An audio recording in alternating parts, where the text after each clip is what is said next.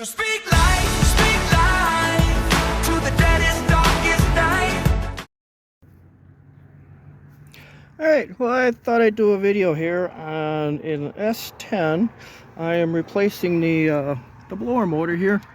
I actually got the old one out. This is the old one. I put the new one in already. But I looked up some videos and they don't show this style of Chevy S10. It's like a 95 or so, mid-90s here. And the other videos show that there are a bunch of wires here on this side. And actually you can see there's the coolant overflow that goes to the radiator there. And I'm like, okay.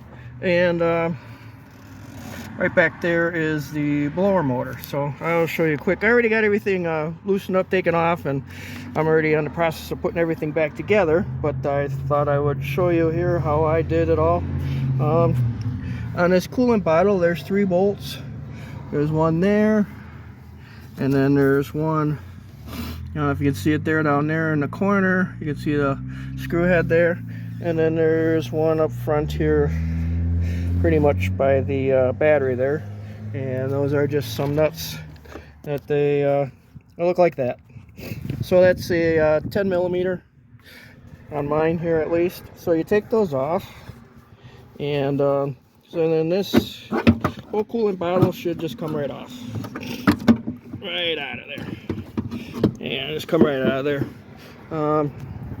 It is attached to the radiator by a hose here, and then this just is the overflow here. So I just slid that off of there, and I'll just set it right there. And then you could just take this and set it aside. So there you can see now you've got a whole lot more room to get in there, which you're going to need because this thing has bolts all the way around. They're down there. There's one way underneath in there on the bottom. I don't know if you can see down in there, but anyways, there's one down in there. There's 5 bolts on here, so you have to look all the way around, but this will give you a whole lot of room to get that out of there. And like I said, I'm putting it in here. Here's the disconnect right here, and you just lift up on the tab, and then it slides right off. So that, and then I got these wires right here. You just can kind of move those around. There's a clip on there that I think I might have broken it off, but so there's the clip that was holding the wire, so you get, just so you can move that around, give yourself some room.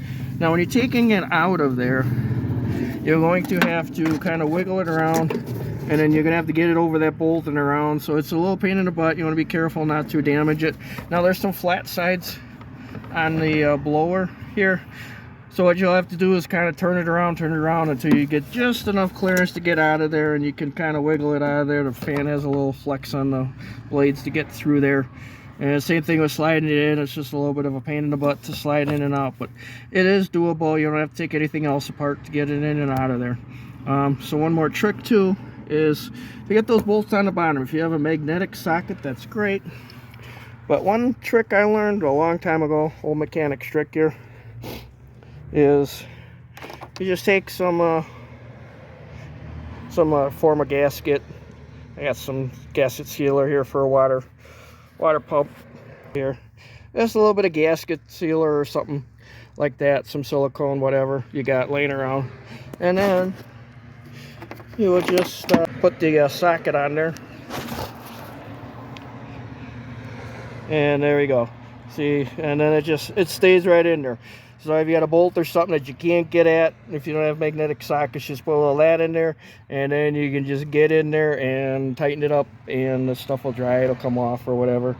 So yeah, you don't want to use super glue or anything like that that's permanent.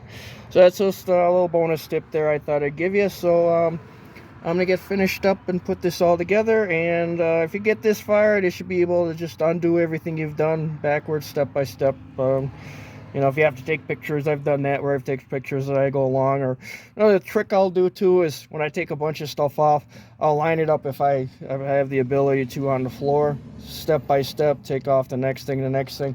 That way when I'm going back together, okay, I know that reverse the process and pick up this stuff from the end to the beginning. So like my video, subscribe. I know I got a few subscribers. It's getting better. Hopefully I can get more content out on different topics. And so we'll see you soon. Thanks for watching.